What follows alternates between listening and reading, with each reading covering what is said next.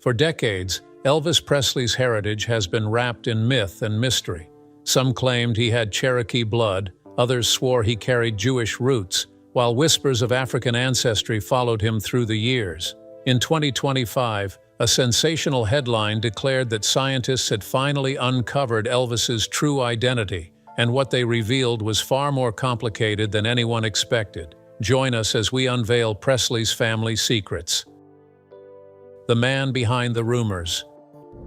To understand why Elvis Presley's ancestry has become such a lightning rod for speculation, we first need to step back and look at the man himself. Elvis was more than a singer. He was a cultural revolution, a symbol of post-war America's restless energy and the bridge between segregated musical worlds. By the time he was 21, he had gone from a shy boy in Tupelo, Mississippi, to the most famous entertainer on the planet. His records shattered sales records, his gyrating hips outraged television censors, and his style became a template for global youth culture. But beneath the glittering fame was a man from modest beginnings. Born in a tiny two-room house in Tupelo, Elvis was the surviving twin of Gladys and Vernon Presley's children. His twin brother was stillborn, a loss that haunted his mother and, according to many close to Elvis, lingered over his own sense of destiny. Gladys, fiercely protective, nurtured him in a home where faith, poverty, and music intertwined. The Presleys had little money, but their world was filled with gospel hymns, blues rhythms, and country ballads, the sonic DNA that would later shape Elvis's groundbreaking sound. Elvis's meteoric rise, however, also brought with it a hunger to explain who he really was. Reporters and fans alike wanted to know what made him different, what gave his voice its soulful quality and his stage presence its electric force. Some pointed to his looks, the dark hair, dyed black, though naturally sandy blonde, the aquiline nose, the full lips. His appearance didn't always fit neatly into the Scotch-Irish Southern boy box. Whispers began to grow that perhaps Elvis's background wasn't entirely what official records suggested.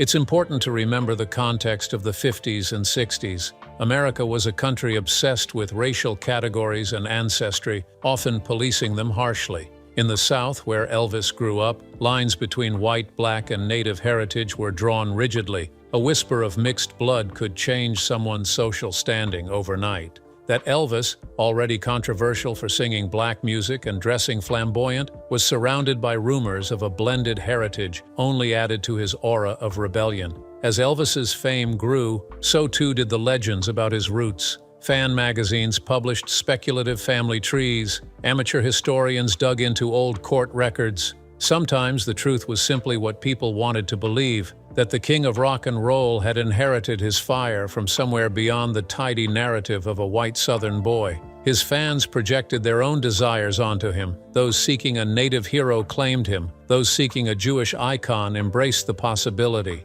And those who saw him as a bridge between black and white America argued that his soul carried a trace of African ancestry. By the time Elvis died, these stories had become embedded in his mythology. To millions, his identity was no longer limited to the facts of his birth certificate. It was something larger, something mysterious. And that's why, decades later, when scientists and genealogists began testing DNA and tracing lineage, the world leaned in eagerly. They weren't just searching for Elvis's ancestors, they were searching for confirmation of the myths that had grown around him like vines around a monument. If there's one revelation that shook the foundations of Elvis Presley's family history, it was this. The surname Presley did not come from a long, unbroken paternal line as most assumed. Instead, it entered his lineage through a woman who never married, and whose story only came fully into the light decades after Elvis's death. The mystery behind the Presley name.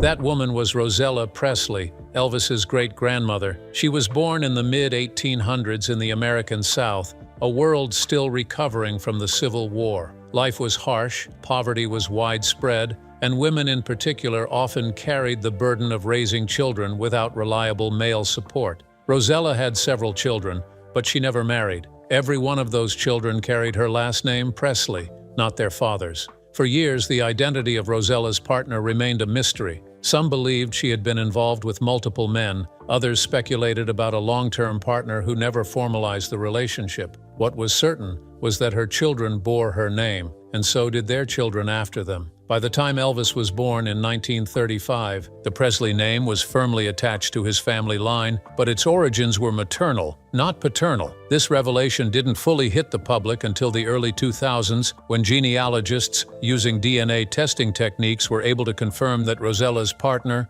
and Elvis's great-grandfather was a man named John Henry Wallace. The Wallace family and the Presley family had quietly intermingled, but because Rosella never married, the Presley name carried forward while Wallace disappeared from the official record. In 2002, when the DNA connection was publicized, it stirred both fascination and confusion. Fans who thought of the Presley name as synonymous with Elvis's destiny suddenly had to confront the fact that the name itself was an accident of history, passed down because of social circumstance rather than bloodline tradition. If Rosella had chosen differently, or if John Henry Wallace had insisted on giving his name to his children, Elvis Presley, the king of rock and roll, might have been known to the world as Elvis Wallace. The thought alone feels strange, like rewriting history. Would Elvis Wallace have sounded as iconic on a marquee? Would it have carried the same cadence when screamed by adoring fans? Of course, a name is just a label, but in Elvis's case, it had become part of the myth. Presley carried with it an old Southern flavor,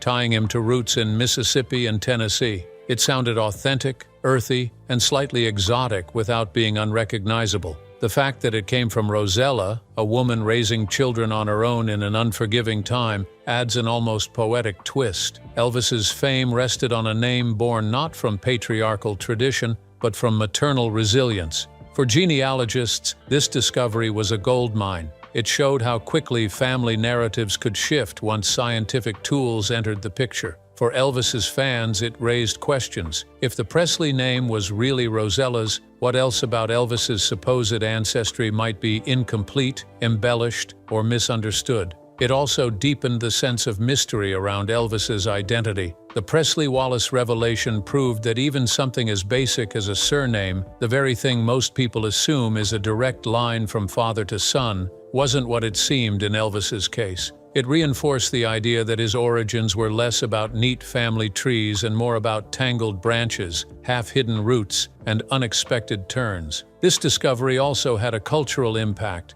It challenged the idea of identity being something fixed and paternal. Instead, it highlighted how identity is shaped by circumstance, by women who carried children and passed on their names when men didn't step forward, and by the realities of rural Southern life. Elvis's very name became a symbol of how personal history can defy expectations. For the Presley family, the revelation didn't erase their pride in the name, it seemed to strengthen it. Rosella's decision to raise her children as Presleys ensured that the name lived on, and ultimately became one of the most recognized surnames in music history. Elvis himself may never have known the full details of Rosella's life or John Henry Wallace's role, but he carried the Presley name onto global stages, turning it into an emblem of American culture. When scientists and genealogists revisited this story in 2025, tying it into broader questions of Elvis's identity, the Presley-Wallace discovery stood as proof that even the king's very name was built on mystery. It wasn't the neat, linear inheritance fans might have imagined. Instead, it was the product of hidden histories, family secrets, and choices made long before Elvis ever picked up a guitar. The Cherokee mystery claim. Among all the rumors about Elvis Presley's ancestry, none was repeated more often, or with more conviction than the claim that he carried Cherokee blood. For fans, the image of the king as part Native American only deepened his mystique, tying him to the land and people whose cultural stories had long been romanticized in American imagination. But as genealogists would later discover, the truth was far less clear.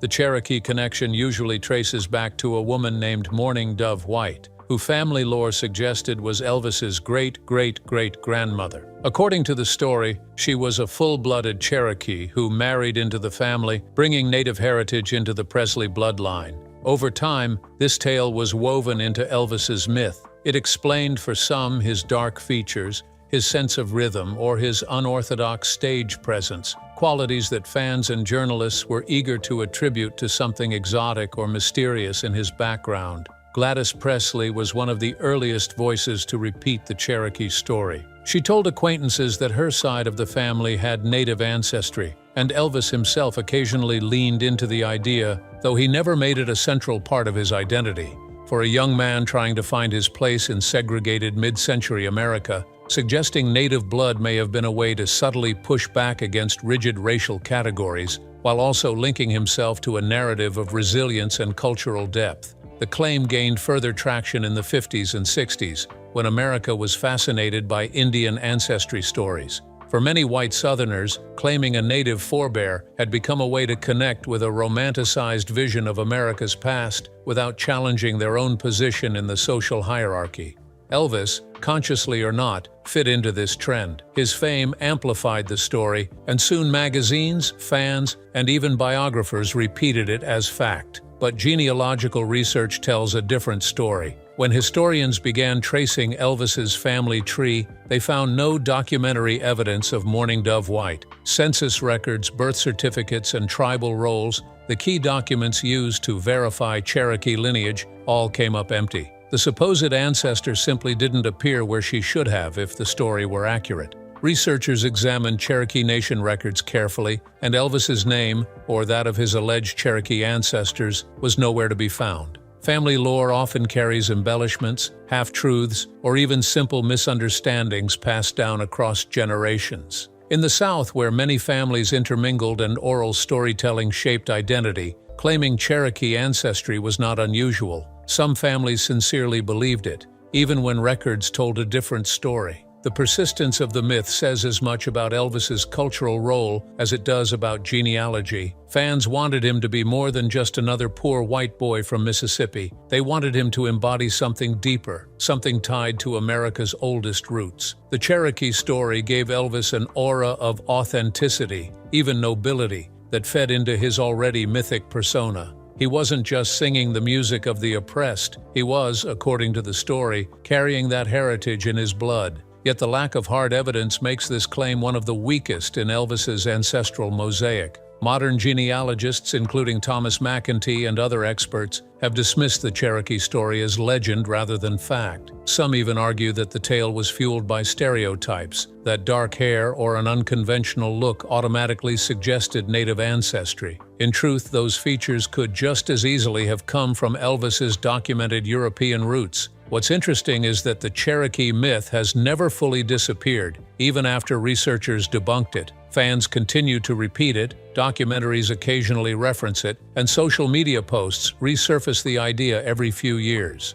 In 2025, when scientists revisited Elvis's ancestry, the Cherokee claim once again came under the microscope. The verdict was the same. No credible evidence supports it. Still, the myth endures, showing how deeply people want Elvis to be more than one thing, more than a simple product of Scotch-Irish and German settlers in the South. Ultimately, the Cherokee myth reflects the larger struggle of Elvis's identity. His music, his style, and even his appearance blurred lines in a society obsessed with categories. To some, he couldn't possibly be explained by European ancestry alone. They needed him to embody native strength, Jewish resilience, or African soul. The Cherokee story was the first, and perhaps the most enduring, of those myths. It may not stand up to the records, but it reveals something essential about how people saw Elvis, as a man too big, too transformative, to be contained by a single heritage. If the Cherokee claim was the most romantic of Elvis Presley's ancestral myths,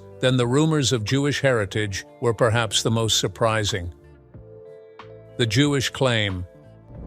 On the surface, Elvis seemed like the archetypal Southern boy, born into poverty in Mississippi, raised in a Pentecostal church, and steeped in gospel music. Yet stories began to circulate that somewhere in his family tree was Jewish blood, linking the king of rock and roll to one of history's most enduring diasporas. Unlike the Cherokee tale, this story had fragments of evidence that gave it more weight and made it harder to dismiss outright. The rumor centers on a woman named Nancy J. Tackett, who appears in Elvis's maternal family line. Some researchers argue that Nancy had Lithuanian Jewish roots, making her Elvis's great-great-great-grandmother.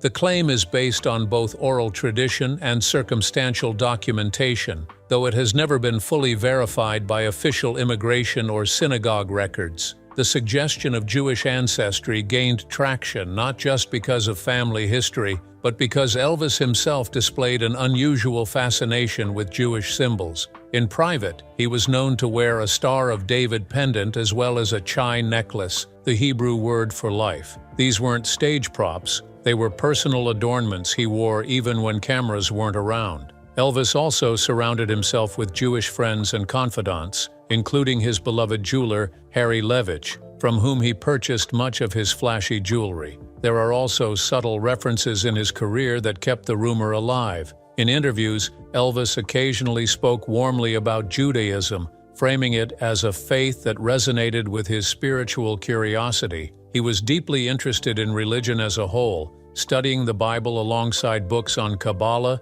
Eastern philosophy, and theosophy. For someone raised in the strict world of the Assemblies of God, this openness to Jewish symbolism stood out. To some, it seemed like a nod to a heritage he carried quietly. Still, genealogists have struggled to pin this story down with the same rigor they've applied to the Cherokee claim. Unlike the latter, which can be disproven through missing tribal records, the Jewish connection is murkier. European Jewish ancestry was often hidden or obscured in American records, particularly in the South, where assimilation pressures were strong. Names were anglicized, affiliations downplayed, and marriages across faith lines rarely documented in religious registries. That makes it difficult to trace someone like Nancy Tackett with certainty. In 2012, biographer Elaine Dundee reignited interest in the claim by pointing out that Gladys Presley, Elvis's mother, was buried in a cemetery with a Jewish Star of David carved on her headstone.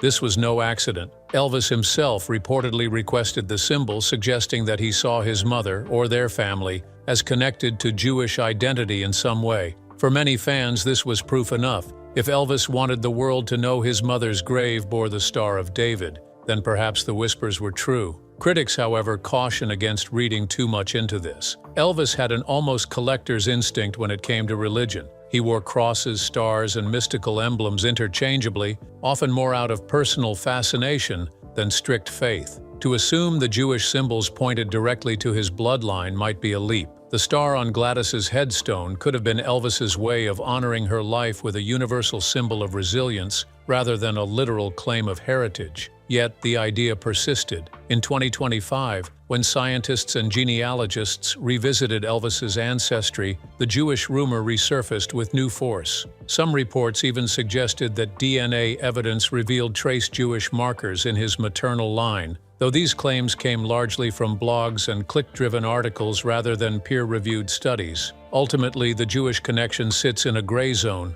stronger than the Cherokee myth, but weaker than documented European roots. It's a possibility that can't be fully proven or disproven, living in the space where genealogy and symbolism meet. What's certain is that Elvis embraced Jewish imagery with sincerity, whether out of genuine ancestry, spiritual curiosity, or admiration for the culture of his friends. In many ways, this ambiguity captures the essence of Elvis's identity. He was a man who drew from everywhere: gospel churches, black blues clubs, Hollywood, Vegas, and perhaps even his own family's hidden Jewish roots. Whether or not Nancy Tackett truly carried Lithuanian Jewish blood, the story highlights how Elvis became a mirror for countless traditions. And just like his music, which fused country, gospel, and rhythm and blues into something new, his identity seemed to exist at the crossroads of cultures, religions, and myths. If the Cherokee legend was romantic and the Jewish connection intriguing, then the whispers of African ancestry were the most controversial of all. Rumors of African ancestry. In the segregated South of the 1940s and 50s, where even a trace of African heritage could brand a family with stigma, rumors that Elvis Presley's bloodline might include black ancestry carried real consequences. These weren't just idle stories, they reflected the racial tensions of the world he grew up in, and they cast a shadow that followed him long after fame arrived. The origins of the rumor are murky. Some point to Elvis's maternal great-great-great-grandmother, a woman named Minnie May Hood Presley, as the figure at the center of speculation. Others suggest the whispers stemmed from Gladys Presley's dark features and heavy Southern drawl, which led some neighbors to claim she looked more colored than white. In communities where genealogy was watched closely, especially under Jim Crow laws, such comments spread quickly and took on a life of their own. There's also the context of Elvis's music. From the very start of his career, critics accused him of borrowing, some would say stealing, black musical traditions. Elvis himself never denied the influence.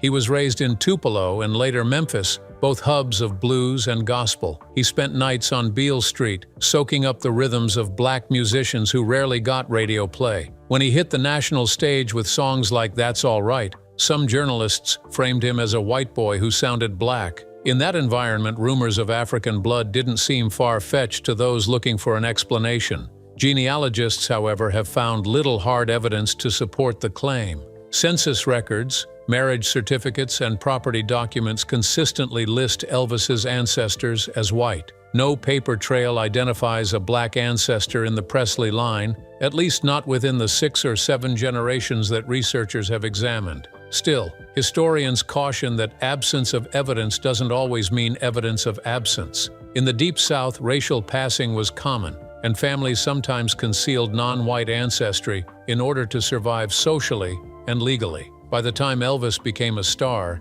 these whispers carried an edge of hostility. Segregationists who resented his popularity with black audiences sometimes spread the rumor as a way to undermine him, calling him a half-breed or suggesting he was unfit to be a Southern idol. At the same time, some black fans embraced the idea, seeing it as a reason Elvis felt so authentically connected to their culture. Whether meant as an insult or a badge of honor, the rumor became part of his mythology. In the 1990s and 2000s, the idea resurfaced in popular biographies. A few writers argued that DNA testing might one day settle the matter. When scientists revisited Elvis's ancestry in 2025, the rumor returned with fresh momentum. Some speculative articles claimed that trace sub-Saharan markers had been detected in genetic samples tied to the Presley family line. But, as with the Jewish connection, these claims lacked peer-reviewed publication. Without transparent DNA evidence, the theory remains more cultural than scientific. Yet the persistence of this rumor tells us something important. Elvis was, in many ways, a cultural bridge. He performed black music for white audiences, he brought gospel into the mainstream, and he blurred lines that were rigidly policed in his youth. To some, the idea of African blood in his veins felt like a poetic explanation for why he moved so easily between worlds. Whether true or not, it symbolized his deep entanglement with America's racial history. What remains beyond doubt is that Elvis's art would not have existed without African American culture. The blues, rhythm and blues, and black gospel were the foundations on which he built his sound. Whether by blood or by influence, black heritage flowed through every note he sang, and in that sense, the rumor of African ancestry, though unproven, captures a truth about Elvis's identity that goes far deeper than genealogy. After decades of rumor and speculation, the scientific investigation of Elvis Presley's ancestry in 2025 finally stripped the legend down to its bare facts. Scientific discovery about Elvis's ancestry. What researchers discovered was not the exotic blend of Cherokee mystique, hidden Jewish roots, or African lineage that fueled endless speculation. Instead, the king of rock and roll was the product of a deeply Southern, overwhelmingly European heritage, one that reflected the migration patterns of settlers who came to America centuries before Elvis was born. The most definitive findings came from a collaboration between genealogists, DNA analysts, and cultural historians. By combining documentary records with genetic testing of surviving Presley relatives, they pieced together a portrait that was both ordinary and surprising in its clarity. The conclusion: Elvis Presley's ancestry is almost entirely European, dominated by Scottish, Irish, and German roots. On his father's side, the Presley name itself traced back to Preslar and Pressler families of German origin. Records show that ancestors emigrated from southern Germany in the early 1700s, part of a wave of German-speaking Protestants who settled in the American colonies. Over time, the family name shifted into Presley, a more anglicized form that fit into the South's cultural landscape. His mother's side told a similar story of European migration. The Smiths, Glovers, and Mansells in Gladys Presley's lineage were overwhelmingly Scotch-Irish, descended from Ulster Scots who left Northern Ireland in the 18th century for the promise of farmland and freedom in America. They settled in the Carolinas, Kentucky, and Tennessee, the very heart of the region that later shaped Elvis's upbringing. What stood out in the 2025 study was not the presence of exotic bloodlines, but the absence of them. Despite decades of speculation, researchers found no verifiable Native American ancestors in the Presley family tree. The Mourning Dove White story, once so central to the Cherokee claim, was revealed as pure family lore with no supporting documentation in tribal rolls or census records. Likewise, the much-discussed Jewish connection through the Mansell line evaporated under scrutiny. While Gladys Presley had told stories about Jewish roots,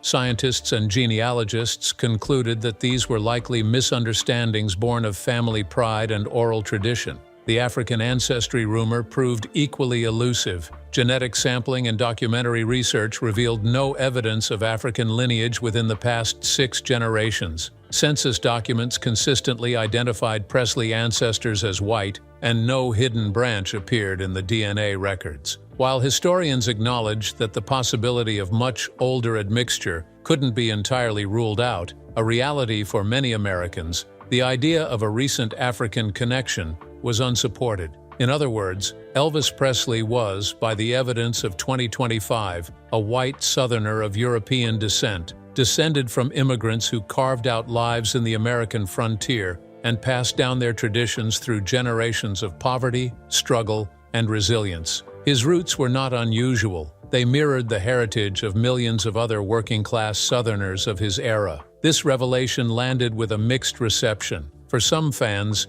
it was a disappointment. The myths of Cherokee ancestry or Jewish blood had given Elvis's story a sense of mystery, a connection to cultures outside the Southern mainstream. To learn that his identity was, in truth, rather typical of rural Mississippi felt anticlimactic. The king, it seemed, was less of an enigma and more of an everyman. But to others, the findings were more profound. Elvis didn't need exotic heritage to explain his genius. His music was born from the environment he grew up in, the crossroads of blues, gospel, country, and rhythm and blues. He was a vessel for the cultural melting pot of the American South, not because of bloodlines, but because of exposure, empathy, and a genuine love for the sounds around him. The 2025 investigation also highlighted a broader truth. Identity is often less about genetics and more about culture. Elvis's European ancestry did not erase his immersion in black gospel churches, his nights on Beale Street,